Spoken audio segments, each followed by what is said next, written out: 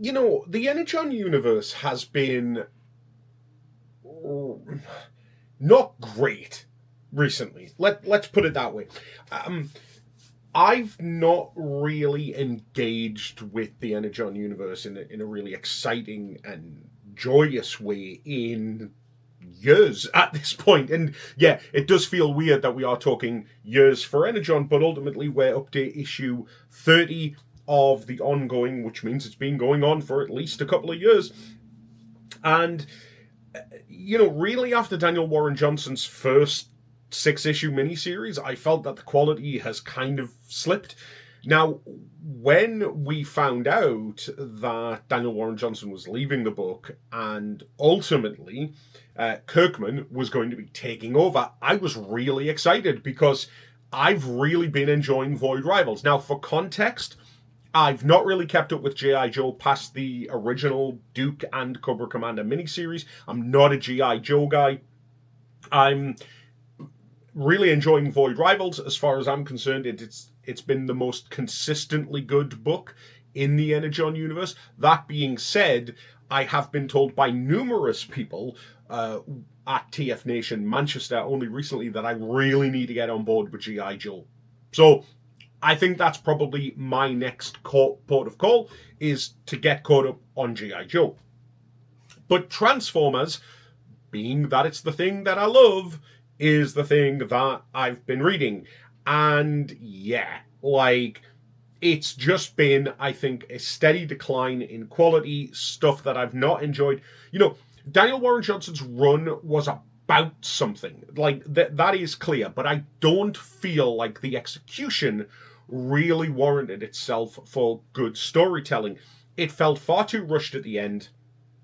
It started playing around with a lot of ideas that were not fully fleshed out, were not fully developed at all.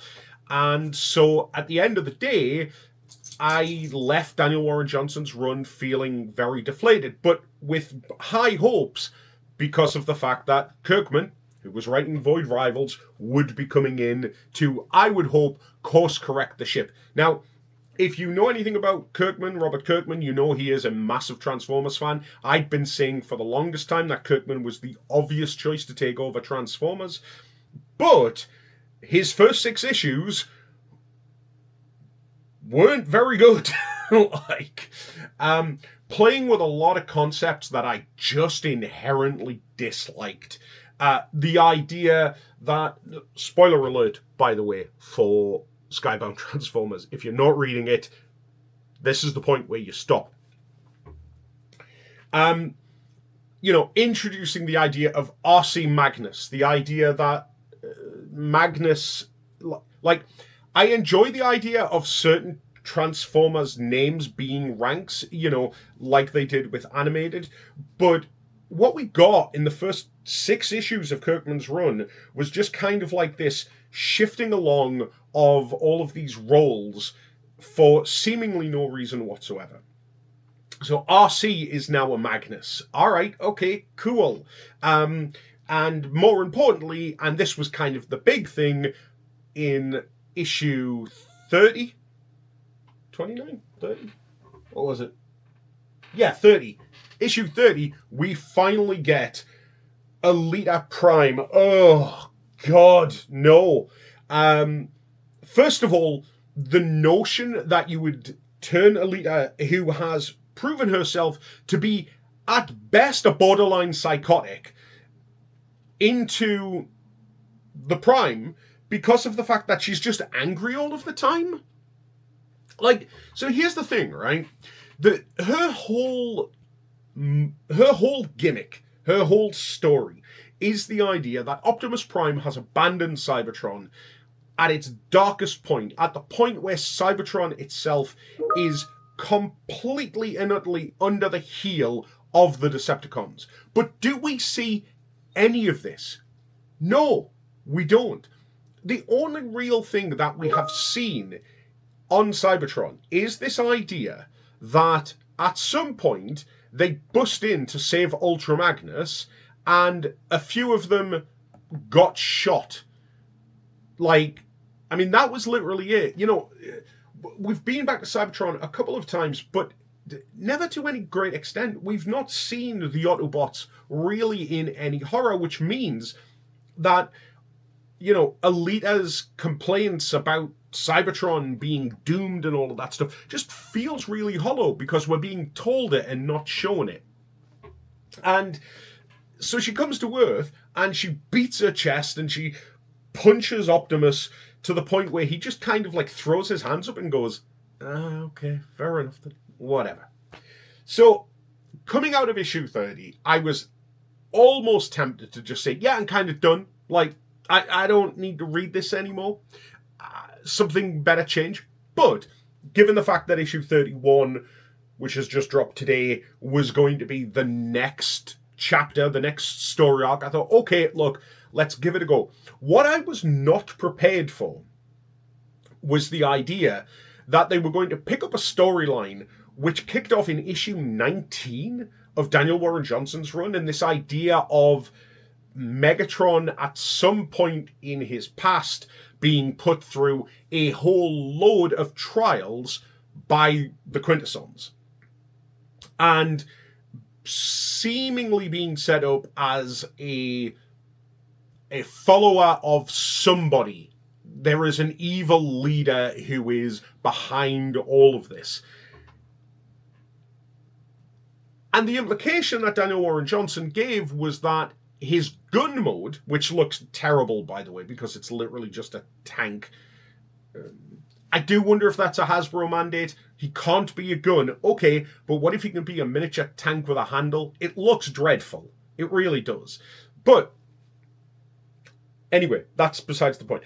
The implication was made that when Megatron becomes a gun and somebody picks him up, it is Megatron's will and it is Megatron's desire to be used that allows him to dictate how he is controlled in gun form. Now, the concept of a Transformer transforming into a gun is a dumb one. It always has been. But, because it's Megatron, it's been part of the status quo of the franchise for 40 years, okay? And when I say that it's a dumb idea in concept because of the fact that you transform into a gun, well, I'm just going to snap you in half, or I'm just going to throw you away, or I don't actually need to fire you. It's not like Shockwave, who transforms into a giant laser cannon, who seemingly, can fly and is completely independent of anybody needing to control him. Megatron is, on the other hand, literally a Walther P-38 in the original G1 cartoon comics and all of that stuff. So this idea that Megatron can manipulate his wielder is an interesting one. I was not expecting us to go back to the Quintesson origin. Oh, the other thing to point out about 19 as well was the idea that they suggested that there's a dark version of the Matrix. Again, concepts which I'm just like, oh, God, no. Like, these just feel like a lot of these concepts, the Dark Matrix especially, is just one that just feels inherently unnecessary to me. But, give or take. But the interesting thing about the Dark Matrix was that in 19, it was that being funneled through this Quintesson fella into Megatron, which allowed him to take a new form. And that form was his gun form. Like, that's what happened. So Megatron has been imbued with the Dark Matrix, the antithesis. It works a little bit. If you get the Transformer, the DC reference, it's kind of the Transformers equivalent, by the sounds of it, of the anti-life equation. It's this thing that allows you to control the will of others and dominate. So we go back to Megatron and we see that he has been going through these trials from the Quintessons time and time and time again. And all the Quintessons want from Megatron is for him to submit, to give up his free will, and to become a servant of somebody. And Megatron is defiant. Thousands and thousands and thousands and thousands of times he gets ripped to pieces put back together. They are trying to break Megatron down, and eventually in this issue we find out that he did in fact break. He did give in. And it turns out that the person who's been pulling the strings and has set Megatron up on this mission is none other than the Fallen. Alright, okay, now we're back on board. I mean, he goes by Megatronus, but okay, whatever, it's the Fallen. But dude is like literally Dreamwave the Fallen. He is on fire. Like, I am all on board with this. But more importantly, he exists in the physical world. And what's cool about that is that you wonder whether or not, if they are doing the primes, all right, which clearly they are, but the only other time we've seen the primes was when Optimus entered the Matrix itself, suggesting that they have passed on and they've moved to a more ethereal version of reality. But the Fallen, Megatronus, is very much here, you know, and he's with Straxus, which is an interesting choice, and another dude who looks like some kind of like weird Junkion fella. I don't get the reference for him. Maybe I'm missing something. But yeah, the idea is Megatron is, or has been imbued with this Matrix, and now he is going into a new evolutionary phase. What that phase is, we've no idea. He's basically crystallized up in this issue to take on a new form. Is it Galvatron? It seems like a really bad idea to turn him into Galvatron in this way, because Megatron's really not had much of an opportunity to do anything in the Energon universe, anything substantial. You know, he's done things, but never anything that's made us really relate to Megatron in any way, shape, or form. Now, don't get me wrong, I don't need Megatron to be relatable. One of the things that IDW did really well, but also something that I really wasn't a fan of, was rehabilitating Megatron. I totally get why they did it. It was a story that hadn't been told before, and it was done really, really well. However, I have always maintained that I don't need relatable villains because I myself am not a villain. So I don't need to relate to the bad guy. I want to see the bad guy get their face punched in. You know, like, I don't need to relate to Lex Luthor because I want Superman to win. Anyway, let's see what happens. I don't think it's going to be Galvatron. I think instead it's going to be some kind of new form of Megatron. A Super Megatron, if you will. But the ultimate question then becomes, well, what is Super Megatron going to do? Because right now, the Transformers that are left on Earth, led by Optimus, is a ragtag bunch of non-Autobots because the Matrix is now on Cybertron. It sort of feels to me like the story that they are setting up, potentially, is one where Megatron needs to get the Matrix for the Fallen reasons, Primus, whatever it may be, but ultimately the big failing that they didn't take into account was the idea that Optimus was just going to hand the Matrix over to somebody else. So I kind of feel like that's the story that they're going to tell.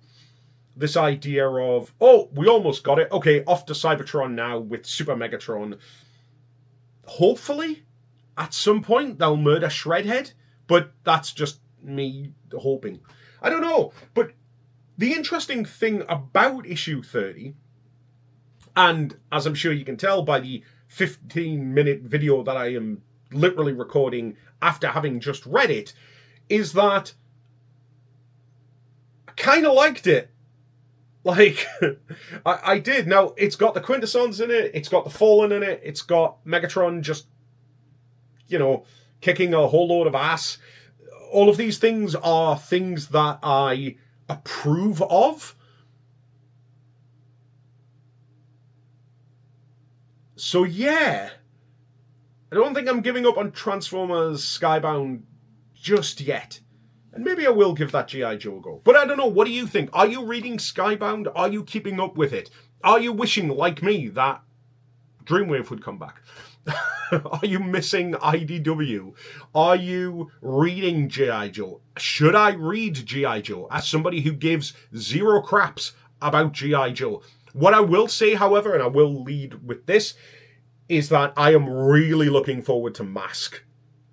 Mask, I am very, very excited for. It's being written by Dan Waters. If you don't know who Dan Waters is, and I've been saying this to everybody at Manchester who would listen, Dan Waters is the writer of a recent Batman comic. He's writing the Nightwing series at the minute for DC, but he's also just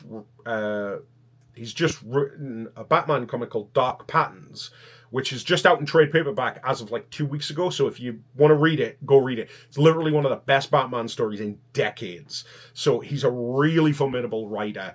And Mask is the kind of series that just needs to get it right, because Mask is not a difficult franchise to nail. It really isn't. But it's never been done particularly well. So let's see what happens. I'm looking forward to Mask. Maybe I'll start reading G.I. Joe. Void Rivals continues to be solid. And Transformers, maybe there's something going on here.